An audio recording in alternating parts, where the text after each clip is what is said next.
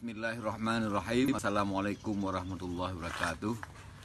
Saya Akmal Ibrahim selaku Bupati Aceh Barat Daya mengimbau kepada seluruh masyarakat Abdiya dalam rangka mengantisipasi penyebaran infeksi virus corona atau COVID-19 di wilayah Abdiya.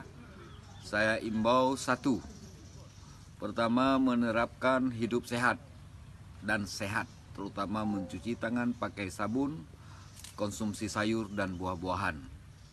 Dua, rajin melakukan aktivitas fisik atau olahraga minimal 30 menit sehari serta istirahat yang cukup. Virus ini menyukai tempat yang lembab dan berair seperti liur, dahak. Jadi sebaiknya olahraga atau gerakan dilakukan di panas matahari. Tiga, tidak mengadakan kegiatan sosial kemasyarakatan yang menyebabkan perkumpulan massa dalam jumlah banyak.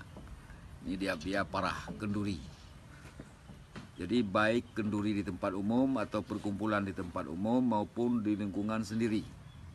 Empat, mari bersama-sama kita mematuhi instruksi pemerintah agar terhindar dari virus corona demi keselamatan kita sendiri, keluarga dan masyarakat Kabupaten Aceh Barat Daya. 5.